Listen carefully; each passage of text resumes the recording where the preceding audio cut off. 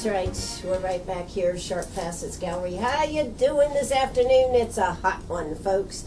And next week is going to be a hot week because we're going to have barbecue and blues everywhere all over Uptown Greenwood.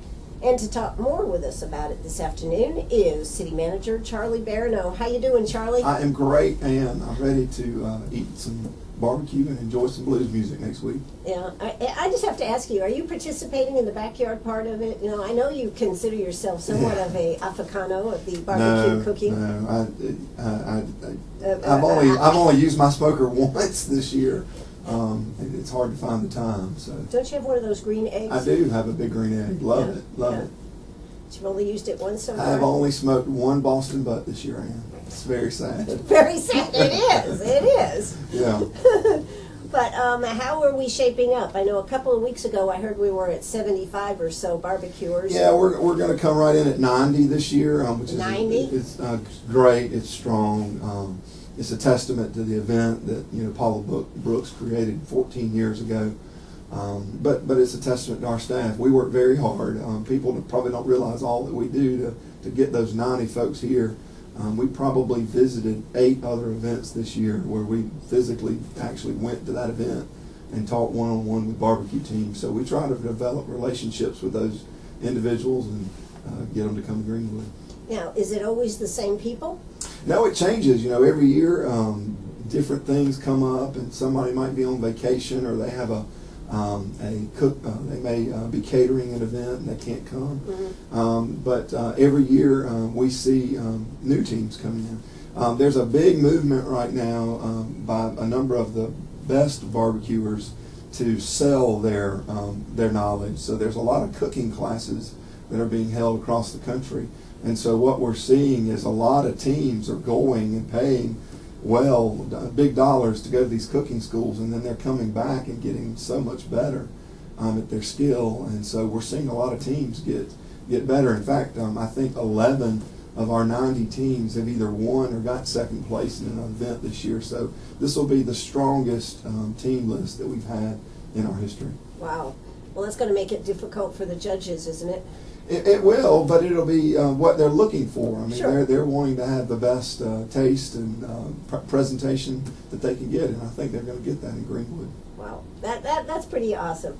So 90 now. We kind of pride ourselves in having people coming from all over, not just in the southeast. Sure. Yeah, we hit 11 states today. That's a record. Our previous record was 9 states. We got an application from Hollywood and Swine out of New Jersey today, so we'll welcome them. We have an application from 420Q. They're out of Maryland. They own a restaurant up there called Hemp Hill Barbecue. So those two, and we've got Oklahoma. My Ass is Dragon from Texas is coming, and it's spelled MYASSIN, then Dragon DRAGON. Wow. It's a play on words, but anyway. So they're coming from all around to visit Greenwood. Now, when will the barbecuers actually start coming in? You'll start seeing some of them come in as early as Wednesday. Mm-hmm. Then it'll kind of come in waves. You'll see another wave Thursday, and then Friday morning another wave, and hopefully by early in the afternoon Friday they're all here. By 1 to 2 we like to get them all in. Sure. And then, of course, since last year was a success in closing off Main Street, you're actually going to close off Main Street again. Is that right? That is true. We have worked with City Council and the folks from the Department of Transportation to show that the Main Street detour could work, and they again approved it this year. So beginning Thursday at 6 p.m., we will be diverting all traffic off of Main Street and then using pretty much the same detour that we used last year, where they will go around Phoenix and come up Seaboard to get around Uptown. And that detour will be in place through Sunday the 13th around noon. So it is an inconvenience, but we hope that everybody will, come enjoy the event. And, we're celebrating Greenwood, and we're putting ourselves on the map. So we're doing that quite a bit lately, aren't we? we're trying. You know, we want to have all these good things going on. You know, the topiaries are still out. They're getting a lot of attention. And so it's a great time to be in Greenwood. Sure. Well, I mean, with the Symetra tour, that put Greenwood on the map in a different avenue. Yeah, you know, Jim Medford and his folks out at Stony Point, he came and presented to City Council last month, and they had about a $2 million economic impact. I mean, that's what it's all about. The American Legion with their baseball this year has done astronomical. You know, what Lander did by winning the Peach Belt and bringing the NCAA. You know, we've just had a lot of, as far as bringing small groups, we're winning right now. Sure, and I think the other thing is that it's bringing different groups, like the Symetra Tour brought a bunch of golfers that might never have known about this area. Yeah, and they're really jumping it up next year with the PGA women that they're saying are going to come next year. I mean, it's the top golfers in the world. Yeah, so that's all of these things that make Greenwood that much stronger. And of course, we've got Publix that's going to be opening up here. Sure, they're telling us September. September? Yeah. And they're already, excuse me, looking at hiring, I think, the 15th through the 25th or something. Yeah, I think in about 2 weeks they've put that out. And going to be out there at Piedmont Tech, so That's they're going right. to be looking for people. And then there's a lot of shops that are going to be going in there right along That's with right. them. We haven't been given any official word. I think rumors are rampant out there, but we don't know anything official as far as the shops. But that's going to be an exciting addition there. My only question, is it going to make it so congested? That would be one of my concerns. You know, and time will tell. Typically, all those are state roads, so the state Department of Transportation will be. Oh, well, we're screwed. Yeah. Oh, and they'll be monitoring those situations, and I'm sure if there are improvements that reflect in the traffic counts, they will make those improvements. Sure. Now, one of the things that I found that was very helpful for coming into Greenwood was to go by Lowe's straight across whatever that road is and then come up into Greenwood. That was a good way to do it. Yes. Yes. And then you come up on, well, it's actually Maxwell, isn't it? Or is Well, it? you would take Mathis to Maxwell and then come into the downtown on Maxwell. And then you can go right there to the back parking lots and this type of thing. For the festival, yes, there's no question that is the best entrance. If you understand the Maxwell Avenue entrance into the Uptown, that is the entrance that we would use. We will have our brand new 80-space parking lot there on Edgefield open. It's going to be finished? Won't be paved, but it'll be open. It'll be really compacted gravel. So it'll be great to come in on. The landscaping will be in, but just no asphalt. And so there should be ample parking.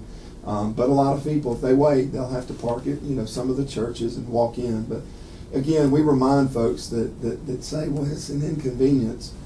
We do not charge a gate fee, zero, zilch, Right. and you're not going to go. I've been to 8 events this year, and again, I'm not when I make these comments, not knocking any other events. I went up to Tron to the Blue Ridge Festival, excellent event, but $8 just to step foot in. So if you go with a friend or a spouse, and that's $16 just to walk, not even eat. That's not not a parking fee. That's to walk in the door. That's to walk in the door. So we remind people that there's some inconveniences. It takes some effort, but you don't have to pay. But the other thing is, I think it made it much more convenient for everybody to enjoy all the barbecuers, and I think the barbecuers also like it. It was real nice just to be able to walk down Main Street and go wherever we you turned the wanted. downtown into a true park. Right. I had so many people comment that they had never walked up under the oak tree canopy of the Uptown and how pretty it was, and so and the teams love it. They want to have that shade. They may complain that it's hot, but the teams also like to cook on asphalt in many cases, not necessarily when it's as hot here, Yeah. but what you see in fields, if it rains, then you have a mud bog, and so those are a nightmare to get out of those big trailers. So they come in, it's easily accessible, they're level, and they just enjoy being in Greenwood. Absolutely. Well, let's hear a quick word from our sponsors that make all this possible. We'll be right back. Don't you go away. Oh, that's right. We're right back here. Sharp Facets Gallery. City Manager Charlie Barrineau is with us this afternoon. If you have a question for Charlie, don't hesitate to pick up that phone and give us a call, 229-7984. That's 229-7984. But we are right back here. We're looking at having a fabulous week. How are we doing on rooms, though, for for the festival? I mean, I know that when this Metro Tour was here, they had to go outside of Greenwood to find enough beds. Sure. I have not personally spoke to any of our hoteliers, so I'm not aware of any concerns that we got as far as being totally full or things like that. Obviously, we would have hoped to have had the Inn on the Square open during the festival. Hopefully, that'll keep coming forward and maybe see that next year, but just won't happen this year. Well, at least it's got a new paint job. Yeah, that's different color. So those that hadn't been in town in Greenwood since last year, it'll have a little change to it. It'll have a little change to it. And how about that water feature outside of Howard's wasn't that outstanding? You know, the vision of our own city staff from start to finish. It was a part of our the Oak Main streetscape, and you know, we really wanted to put a focal point there to hopefully to encourage the redevelopment of the textile building. It does appear that the textile building will begin renovations here in the coming weeks. So if that can come forward and we can get that, you know, vacant 40,000 square feet back on the tax rolls, contributing to this community, that's huge. That would be huge.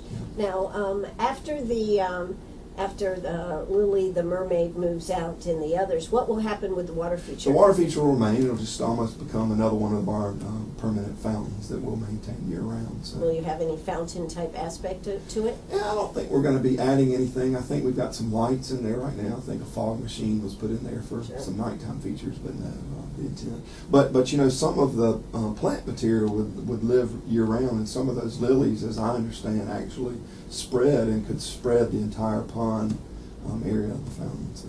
Well, that's great. Our staff are very talented. Yeah, that looks great. So that was quite a project, though, to build that. That took a couple of weeks, It anyways. took 3 or 4 weeks. Okay. It was much. I think it was more than we anticipated, but got it done, you know, before the main weekend of the festival, and so we're very proud of our staff. Yeah. So and then let's see, how about the topiary with the faces in it? You can put your face in and get a picture taken. Smile did very well, and saw a lot of photos out there with children and adults there and their with their photos, and so that topiary worked real well. You know, we're excited to roll out, knock on wood, hopefully a new topiary in 2015, and that'll be the Carolina Pride pig. Oh my gosh, that'll be huge. What color is that going to be? Pink? The last rendition I saw was green, so green. It'll have a Carolina Pride medallion, but we'll see how that works out. You know, those topiaries take a number of months to develop, and then you have to plug and grow, and so no guarantee that it'll be out there. But Carolina Pride's on board, and we're excited to be working with them, and obviously it would be a great addition, not only to the Festival of Flowers, but to the Festival of Discovery. So. Now, with the Festival of Flowers, last year there was some talk about changing that to a city function. Is that still? You know, we're still meeting. You know, there's still some discussions, and I think the view of the city, the chamber, and any entity involved, all we want is for the best for Greenwood. Whoever runs it, it doesn't really. We just want the event to continue to bring people into Greenwood. That's the end result. And we're going to partner with anybody we can to make that happen. Well, you know, I think it certainly worked with the big weekend and the air show. How about the air show? Oh my gosh, the air show was outstanding.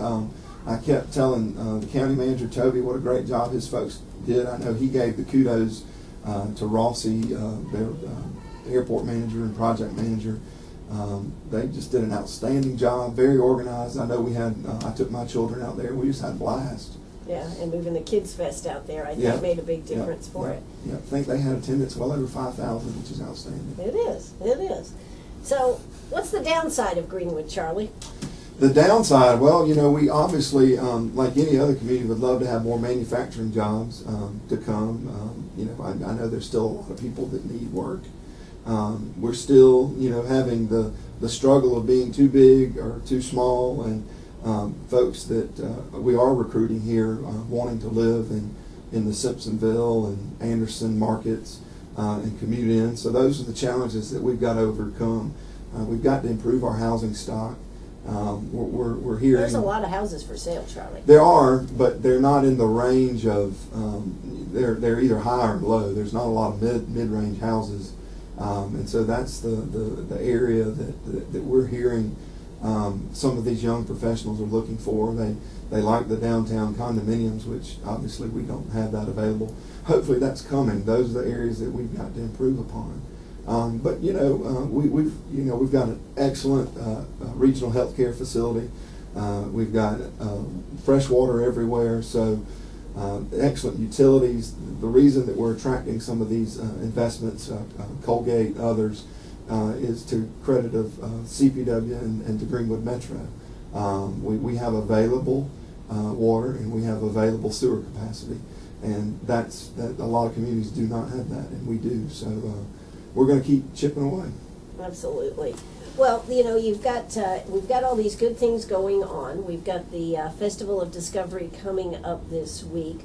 One of the things we need to talk about is what a great job the guys do that have to put in the water lines and all this for the barbecuers. I mean, I know that's a lot of work. If you drive through the Uptown the last couple of weeks, you've seen a lot of mud and the trucks working, and they're folks that are, well, why didn't you schedule this at a different time? And a lot of it boils down to budgets and time and money, and just finding the time to do it. But these cookers, the barbecue teams, every year they up the ante of what they bring in, from full-scale kitchen-style freezers to house-size air conditioning units, and we've taken the stance that we want to roll out the red carpet and provide them whatever they need. Particularly with the heat, I mean, we want to give them as much air conditioning for them to enjoy. So, and that takes cooperation with CPW. Our aim is to get to where we're not having to put in temporary lines. For years, you've probably noticed CPW putting in a temporary pole and then stringing wire to wire. Right. And so if we know that long term this is where we're going to be and we're not changing, we want to get that underground so that we don't have to. And so hopefully next year you will not see a lot of this effort because it'll be there. And all we have to do is some of that in now?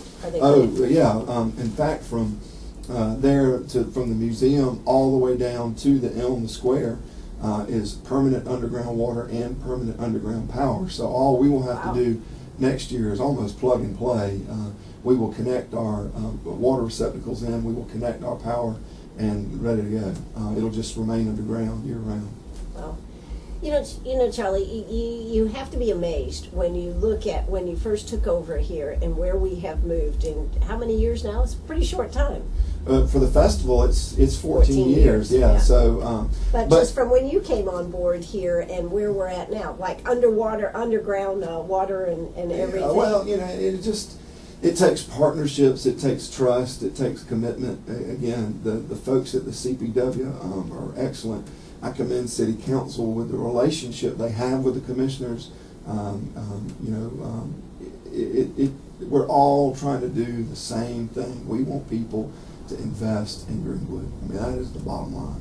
Well, I think once we get them here, it's not too hard to sell them on it, is it really? Sure. No. If we could just get these businesses to commit, that would be the thing, wouldn't it? Yeah, the quality of life is second to none. That's right.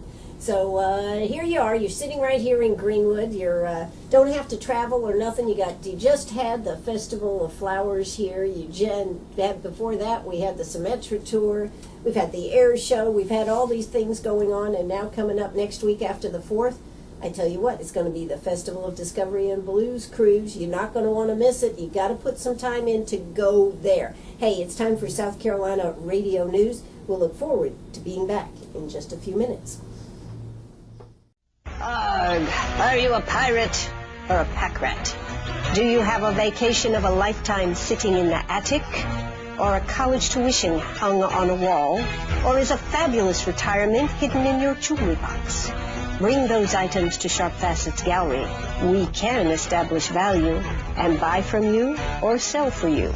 And so ends another chapter at Sharp Facets Gallery, 72 Bypass, and on the web, sharpfacets.com.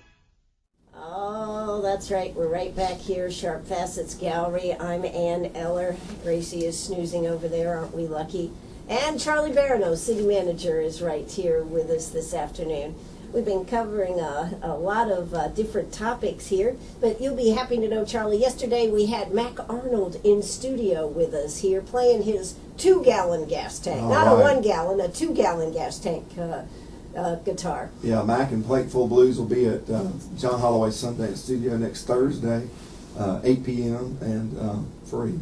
Free? To be able to walk in and not pay is just, you're not going to get that anywhere. That's right. And you know, that is the beauty of this.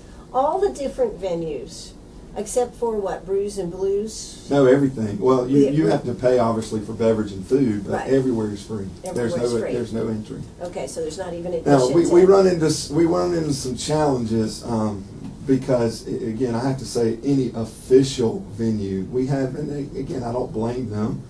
We have some entrepreneurs here in town that bring in music to piggyback around what Right. we're doing, as they should. They're making money, but they do charge cover, and so many times we get calls. Well, you said no fee or no cover. Well, any official. So if it's on our website and we're advertising it, there's no cover. If it's not on our website, we can't say that. Okay. So, and where do you go to find out who's playing and when they're Sure. playing? If you want, the easiest link for the blues is greenwoodbluescruise.com, and you'll go directly to the link there. You can click on it, and you can go to buy venue or buy artist.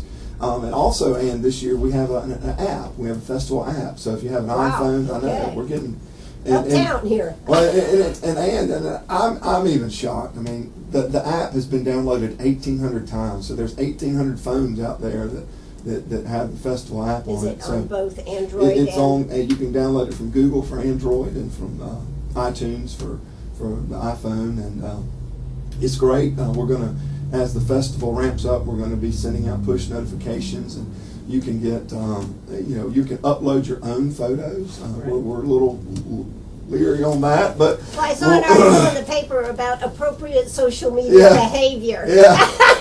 But you got to balance that with getting people excited, and that's, people that social media is such a part of culture right now, so you got to engage it. So we encourage people to download that. But again, greenwoodbluescruise.com. We're on Facebook, facebook.com/Festival Discovery.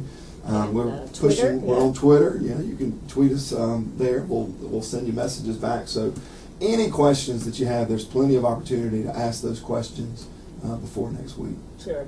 So make sure you check out, because you'll have you're having a live Uptown Live, not live after 5. Uptown Live. Yep. There you go. And Kicks off Thursday night at 6. Yes, and you've got Shirley Johnson and Maurice John Vaughn playing, and then of course from 8 to 10 or 8 to 11, all the venues uptown will have different people playing. Gale Storm, the King Bees, Hitmen, Shrimp City Slim's going to be at Howard's. And what do you say about what Gary's done this year for putting it together? Gary's the man. We basically say, Gary, this is the money we've got this year, and do the best you can with it. And he does every year. And he brings back new and old, and just he's a pleasure to work with. He's a true professional. Yeah, and he changes it up, but he brings back some of our favorites too. He really does. You'll notice, we tell him every year, we get a lot of compliments on the King Bees, so we get them back. The Diana Braithwaite and Chris Whiteley, they're new to this. Hitman, I think, was here 2 years ago. Gale Storm played last year, brought him back. Obviously, Mac played. We're bringing him back. So Robert Lighthouse has been here he's before. been here before. Yeah. So it's going to be another one that we had a few years ago. The harmonica player. I'm trying to Adam Gusso. He was here, I think, 4 years ago. We'll be back. So we're Gary does a great job, and we're just so proud to have him as a part of our team. Absolutely. And all next week, we're going to, in Meet Me at the Diner from 4 to 5, we're going to interview, 3 artists every day, and we're going to play some of their music, which will help people decide where they'd like to hit first, because it's kind of hard. Yeah, and it's a true selection. Gary brings in some Southern blues, gospel blues, Chicago blues, There is a true mix. There's some rock level blues. There's a true mix of artists. So yeah, it's important that you check things out and kind of have a strategy. Yeah. But remember, over the 3 days, the artists will play different venues. So you may not be able to get them one night, but you can get them the next night. So. And then, of course, you're going to have, excuse me, the main stage is still going to be Uptown, correct? Yeah, CenturyLink is still, thankfully, our sponsor of our main stage, and so, yeah, it'll be there near the fountain, as it was last year.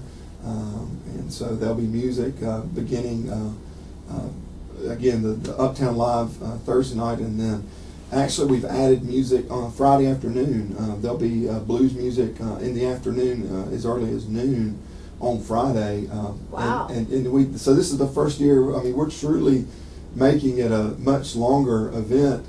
We're starting to see many businesses in the Uptown are closing early, so we said, well, let's just go ahead and have a good time. But in all seriousness, last year, I personally had a couple walk up to me from Charleston and another couple walk up from Merle's Inland who had come for the entire weekend, and they said, we came in Thursday night and we're excited about Friday night, but we would have loved to have had something to do Friday afternoon. Sure.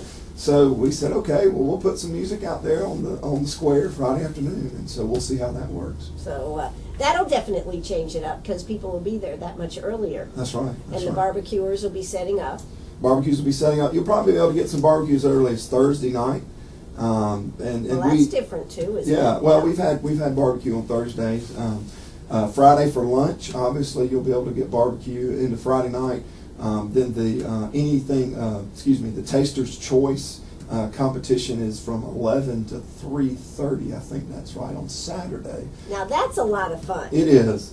There are people that will buy as many sample tickets and try to hit all of them. But right. I mean, you can have as many as 30 or 40 different samples of barbecue, so that's a lot of food. Sure. But we tell people that this is probably, other than the parking, the second biggest complaint we get. Come Friday, come early Saturday. Do not wait till Saturday night to get barbecue. We can't guarantee that it will be here. It's a they do run out. They do. We hope to have more. We plan to have more, but there's so many variables. It may rain. The crowds may be big. And you can imagine, I mean, these teams aren't going to turn away anybody. They're going to sell it as they got it. And so if they run out, they run out. There's no way to plan to have food through Saturday night. Well, I know some of them actually run out and then they're cooking more and they say, come back in an hour, come back in this. The funny thing, we've had it a number of years where teams literally are having food has been bought out of the Greenwood grocery stores and they're going to Sam's in Spartanburg or Greenville Friday night and decided to bring in more food. And it's just a gamble because it could rain Friday and not sell as much food. And they got all this food, and what do you do? So they have to basically do an educated guess on experience and not be overly aggressive. But hopefully it works for everybody. Absolutely. Hey, well, let's hear a quick word from our sponsors. When we come back, we're going to be talking about some of the fun things going on. I think we have the eating contest going on, and I think they're having are we having a craft fair? Yes, we'll have arts and crafts. Yeah. Okay, so we're going to talk about that, so don't you go away. If you got a question, I already got one here for Charlie, but when we come back, we'll talk about that question. Plus, if you've got a question, give us a call, 229-7984. That's 229-7984. Oh, that's right. We're right back here, 4:48 in the afternoon. You know, Charlie, one of the things you don't happen to have any shuttles or anything, do you? No, we don't. And again, that goes back to the money side of it. We try to keep our costs down. You know, there are many places that you can easily get in and get close to the venue and drop somebody off that may have some accessibility needs, and so we encourage people to do that. But we have not to this point. We've looked at it, and the costs are just there. The insurance. And it's very challenging. I would think so. So that is the nice thing. You can actually drive. I mean, how far close can you come coming up Main Street, Montague, coming right up? Yeah, well, if you're coming from the south end, you know, you can get all the way to the Elm Square there, and that parking lot will be open. That's a city parking lot, and so you could pull in there and literally let somebody out, and they're within what is that? Probably less than 50 feet from the beginning of the barbecue area. Sure. On the north end, traffic will be diverted down Seaboard Avenue. So, there you could pull in somewhere like the Chamber or the Wells Fargo Bank and drop somebody off, and they're right there. No, sure. So take some young, able-bodied people with you to drive you in, and then ask for chauffeured service from them when you get ready to go, right? That's Actually, a lot of people, you can actually get young people to drop you off if they're not interested in going, right? Yeah. They could go back home, and then you have them on the phone, just come pick me up. Yeah. But, the thing about this event is that it appeals to people of all ages and all type of backgrounds. Yeah, you can look at any of the photos that we have, and it's a true reflection of our community. It's a very diverse event. So every this young, old, they all come and enjoy, and that just speaks to barbecue and the heritage that we're trying to keep going. Barbecue culture here in Greenwood, obviously hash. A little plug for some of our fire departments. Northwest and Carnac, I think, are doing their hash sale. I mean, it's a tradition. Growing up as a little boy, we smoked a pig on our family farm. It just is. It's something that unifies us, particularly in the South. And speaking to that, on Friday and Saturday, we will actually have a barbecue and hash historian on site. His name is Stan Woodward. You may know Stan. Mm-hmm. He's done a number of documentaries on hash and barbecue, and has filmed all over the state. Filmed actually here in the Hash House when he did his documentary with Miss Ruth. Mm-hmm. So he'll be here showing that documentary, and so I think it speaks a lot to barbecue and to just that culture of camaraderie and family and sharing food together. And who would have thought 14 years ago, right? When 5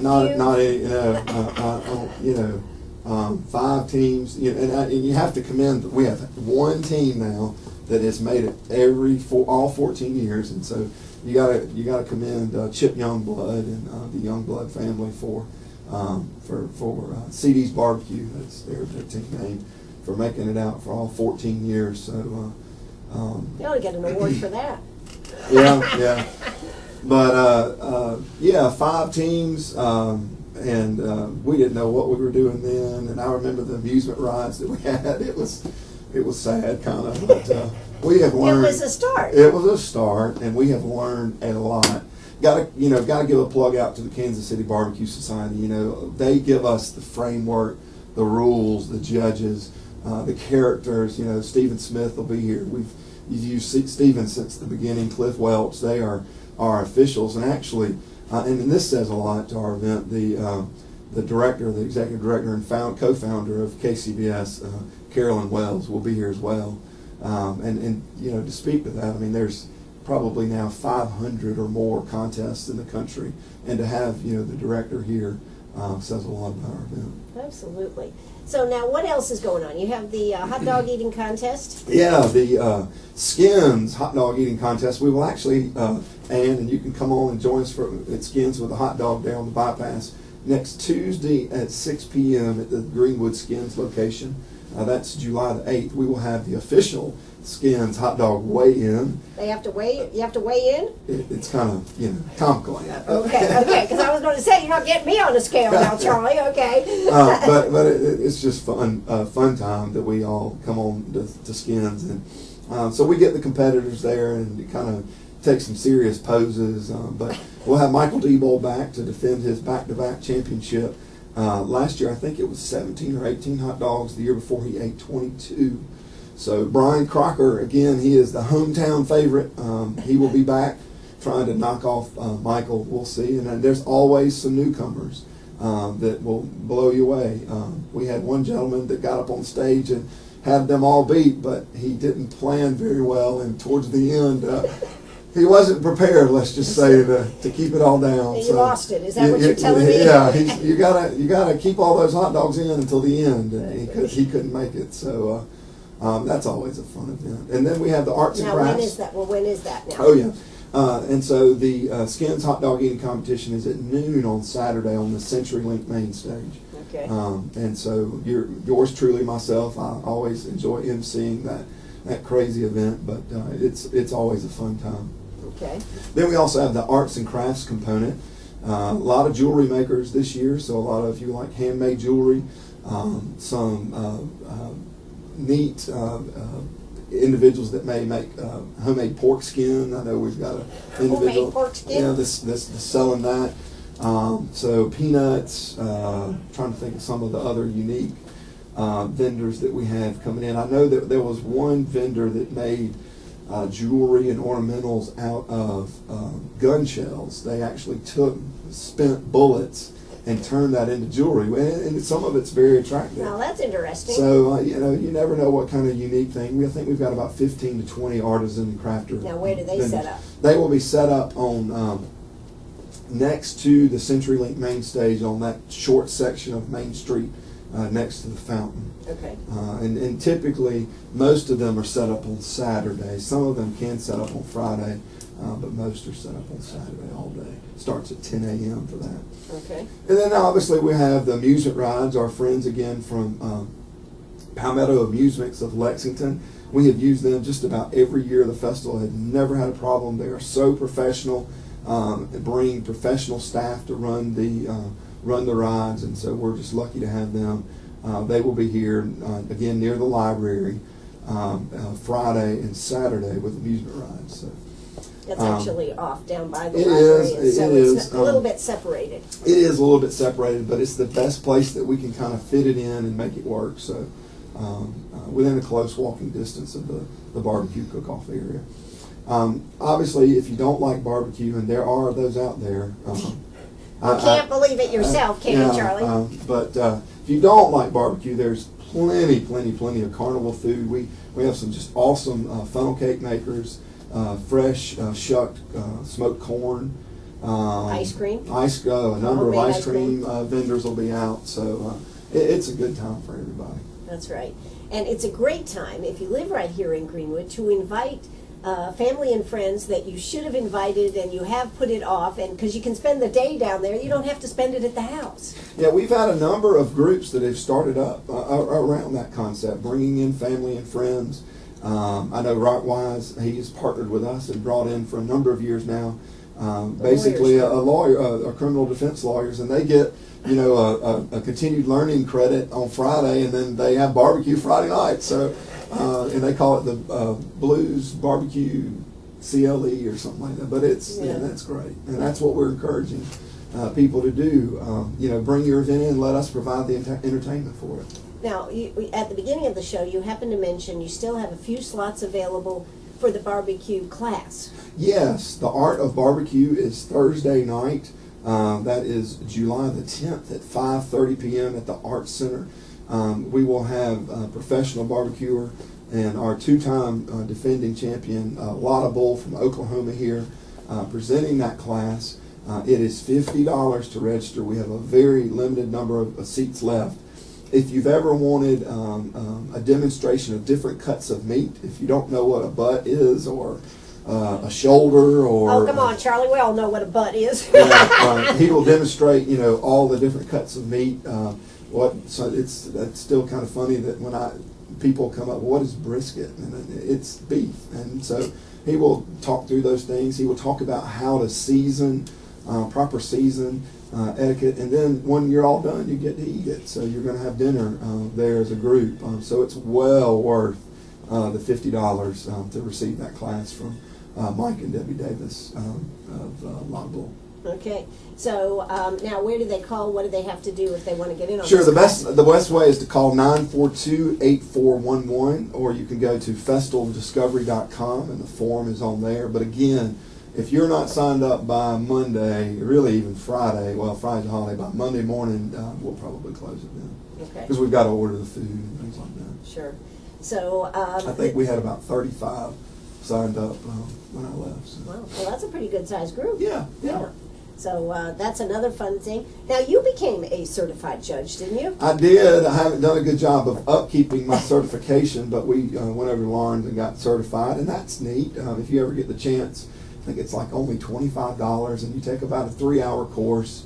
And you take a pledge allegiance to barbecue, and it's a lot of fun. But the camaraderie of the judges, it's really a social hour for them. And so anybody that has the time and enjoys barbecue, I'd encourage you to become a judge. Absolutely. Now we're almost out of time. What's top prize for the person that Yeah, wins? overall, and speaking of that, so we're, again, records all around, record money. We gave out about $21,000 last year. Wow. We hit $25,000. We will be giving $25,000 in cash to the barbecue, the various events overall. Top prize, the number one team walks away with $3,000. Well, that's a pretty good weekend. Yeah, and realize that if you're the number one team, more than likely you won a number of other places to get that. So it's typical that the first place team could walk with easily $5,000 to $6,000. Wow. Well, listen, you don't want to miss this event. This is WCRS right here in Greenwood. Charlie, one last question. How long does it take to work on putting this all together with your team? Oh my gosh, Ann, we work 365 year-round for this event.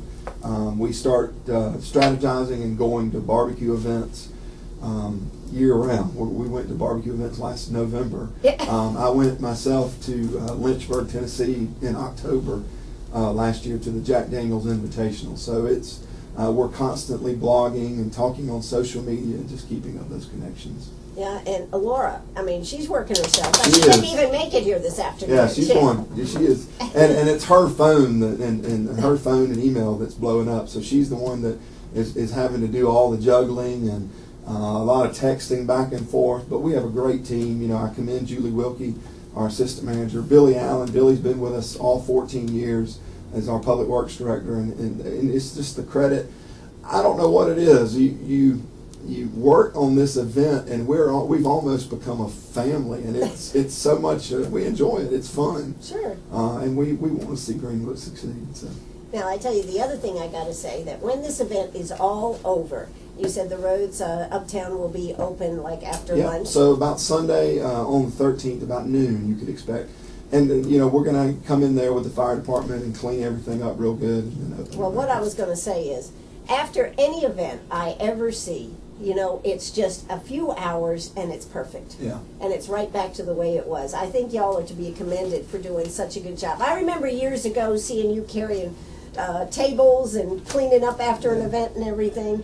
Yeah, and I try my best to be a part of that team. If there's any job, you know, I'm not going to turn down the ability to do it. So I think that's an important role as me as the manager to be out there. And so we'll be out there Sunday morning, and you just can't say enough about our staff. I know people can be critical of government, and I respect that, but the city of Greenwood is blessed with good people. Absolutely. Well, Charlie, I sure appreciate you taking some time to Great come to out. see you, Ann. It's great to see you. Thank you for all the interviews and playing all the blues. We'll be having a good time next week, and looking forward to talking to some of the friends I already know and those new friends that we'll make. That's right. All right, this is WCRS right here in Greenwood. Bye-bye, everybody.